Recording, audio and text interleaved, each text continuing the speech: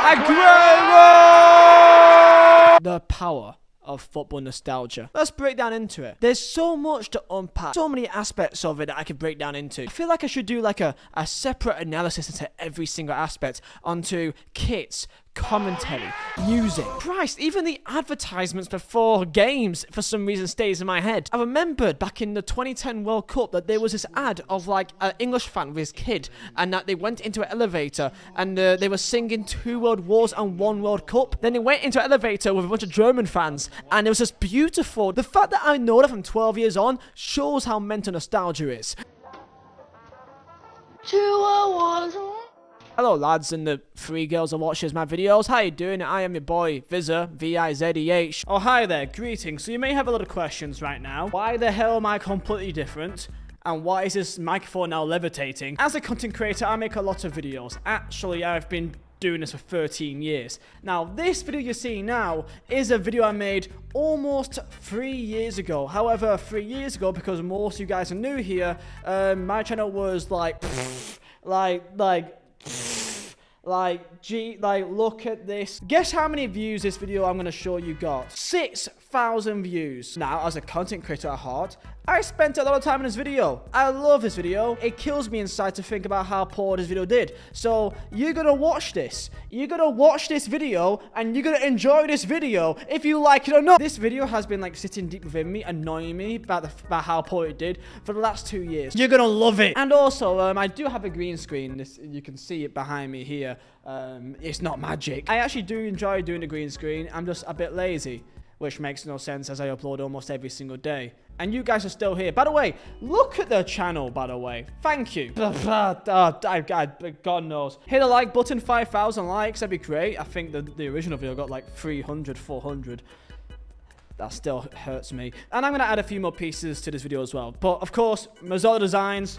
Look at that. It's now big and shiny now. Yep, there you go. I actually love this. Like, I'm not even also a fan, but, like, I just love it. So, yeah, buy it, please. Code Vizeh, 50% off, all that good stuff. And, yeah, nostalgia. So, basically, look, there's a common narrative nowadays that football is not what it used to be back in the day. The idea of just random long shots from 35, 40 yards out is just unheard of now. And we all know the reason why. Yes, he's bold. I'm not trying to say that Pep Guardiola ruined football, but all I'm saying is Jack Grealish went from really fun and interesting to watch play football, and now it's about the same experience of like going to Tesco and getting a just ham, water and ready salted crisp meal deal. Yum. By the way, what's your favorite meal deal? I frankly don't actually care. As long as you don't say you eat the BLT or something, I actually think that you are a bit on the...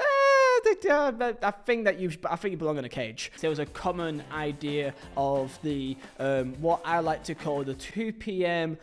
Jobless matches, where typically a team like Turkey or Romania or Georgia would play, and it would be complete carnage throughout. You've got players that look like they belong in the UFC, shots from every position possible for no reason whatsoever. And guess what? Sometimes they go in. Not just pass and then pass and then pass back to the goalkeeper and pass back to the left back that goes to centre back and then centre back to right back. But actually right back is actually inverted into the midfield because he also goes alongside centre mid. And then you go for a corner, then the corner actually ends up pass, and it's back to the goalkeeper. The issue with nostalgia is that it plays with your memory, where memories that you think you had a great time and you had a lot of fun and you had all these memories about all the good things, coincidentally, for a reason, you also forget that maybe some of it sucked too. Look, we all want to look back on the Premier League years of 2004, 2009. You got Wayne Rooney and Thierry Henry and Didier Drogba.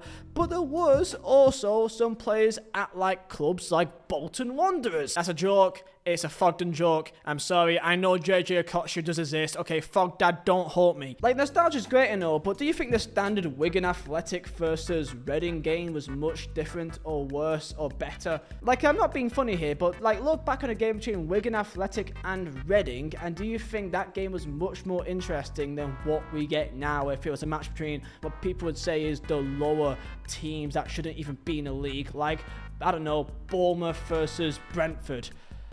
Or Burnley. Still annoys me you guys say Burnley shouldn't be in the Premier League. We've been there for like 8 years now in the last 10 years. Shut up. It's more like a constant rambling of a of a Neanderthal. Really. I just want to talk about nostalgic things and just hope that you guys can like vibe with me. So I was kind of raised in the 2000 era. So if you were a little bit older or quite older, you may not replicate the same way as me. Nostalgia is always about the past, and usually it's more into your childhood or your early teens. For me, my most nostalgic memory is the 2014 World Cup Brazil, because like it was at the end of my high school, and then there was just the, oh man, that Ole Ola song was fucking fire, man. You had the Panini trading cards as well. Oh my god, there's stickers. I forgot this match attacks. Oh, I remember a story, yeah. This is actually a true story. When I was like 8, there was a spar shop, specific shop across my primary school when I was growing up, and I went inside, and I don't know why I'm going into a tangent here, but I tried to steal a packet of prawn cocktail crisps, which is the dumbest shit you could possibly do, as that is literally the worst thing to possibly steal. It is the loudest thing on earth. So imagine a little kid, and every step he walks, it's just... I don't know why I'm incriminating myself, but I was 8. Okay, you always do dumb shit. FBI, open up! I got caught stealing it, and then my dad, who was going to buy me a packet of match tarts, like 5 of them. Back in those days, were like 50 pence a pop. Nowadays, it's like £1. What the f*** happened with match tarts? And he found out, he looked at me dead in the eyes and said, well, this is only for good boys. I could be used in so many different ways, but honest to God, he said it to me, and that stuck with me, and ever since then, I've never stolen, okay? Other than many tweets off Twitter. But there's one aspect of nostalgia, like I could just play you a couple of songs here, like the first second, and you will know what it is. Ready? Boom! Boom! Boom! Boom! Boom! I gotta stop. I gotta stop, otherwise you may actually come. Boom! There you go. Stop. You finished? You almost there? Alright, cool. Boom! I don't even know what I've even played, and I'm still erect. That's the thing. Me just right now in this green screen, I don't know what I just played, but I'm already very, very happy right now just by thinking about it. Football is genius because it's more about really the memories and the success. Because the success can come with the memories. However, you don't need success to have memories of football. But even those the weird things can stick with you. Like me, growing up, I'm a Burnley fan, right? There's not much success in our history, right? Well, in the last 5 decades, okay, maybe 6. You know what I remembered growing up? I remembered there was a halftime show that you kicked a ball, some green balls, into a fucking inflatable pie. Love that.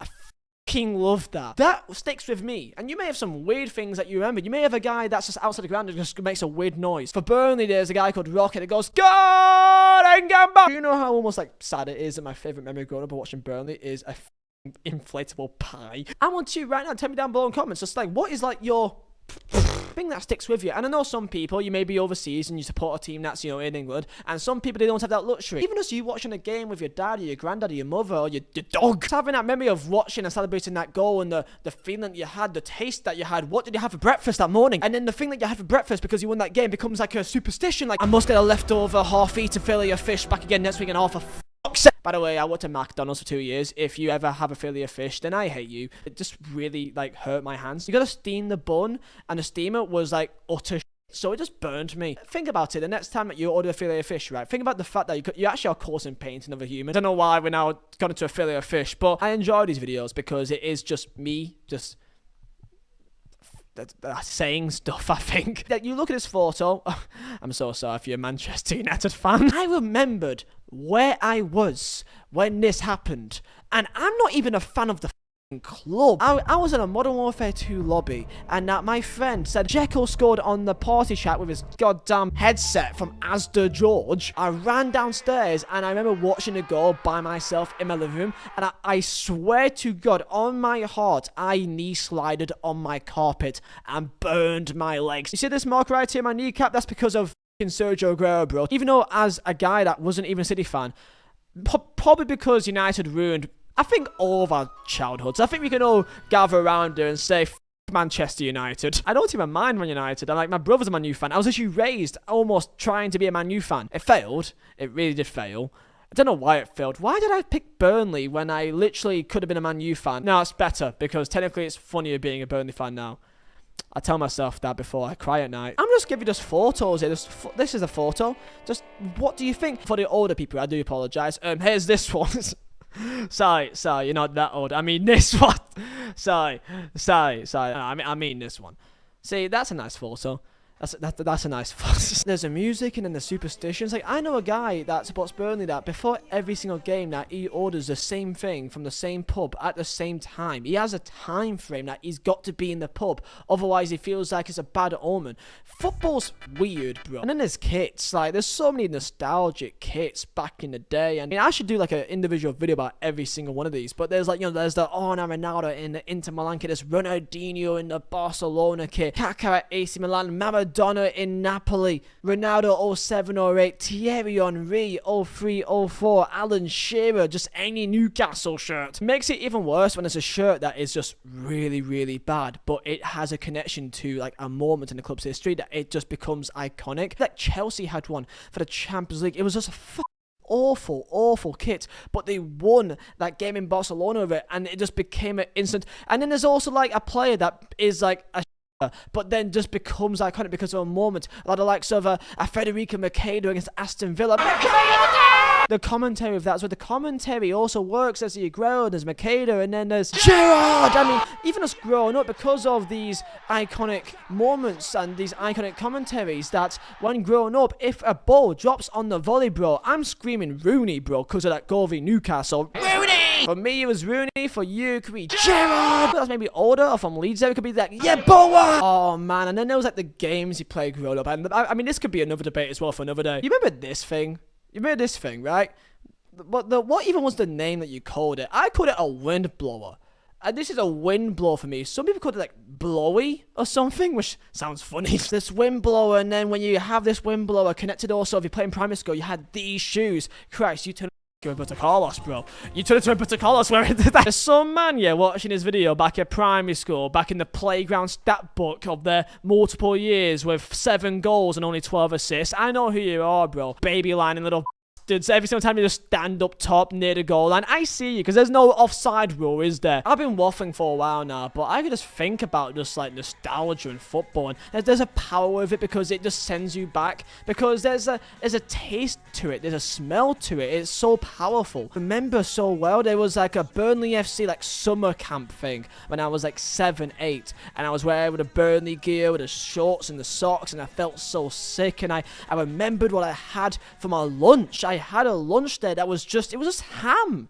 Like my mum, ham butties, bro. And I remembered that. And then like I played football for like a Sunday league team, and I was like, you know, under 8s, under 9s, under 10s, right, for a team called Barford Celtic, right? And guess what? I remember at half time, there was someone's dad that made like just chopped up oranges for some reason, and like no one had it other than me. It was only me that had these cut up, half cut oranges that tasted like utter, but I felt bad for him. So sorry if you're watching this, but they did taste like, I'm sorry, but like I just want to make you feel better about yourself, lad. But they were like the most bitter oranges I've had in my entire life. I feel like the comment section is going to be like beautiful for this video, because I don't want to go too in depth, because I feel like I could do like a video going in depth into every single aspect. This is just me rambling. If you guys want me to do a video about like, you know, the power of like, you know, nostalgia in football, like songs or shirts, commentary, childhood, like whatever, like you guys tell me down below. But tell me your like nostalgic feelings and the power of it, and why is it so important to you? There's a connection, there's a smell. But yeah, if you guys have enjoyed, smash a like, and I'll see you guys next time for another video. And I hope you enjoyed this nostalgia session. But I will keep playing some music here just to kind of end it off, right? So, boom, boom, boom, boom. And I'll say best for last here. I'll say best for last, okay? Boom. I'll see you guys next time, man. Peace out.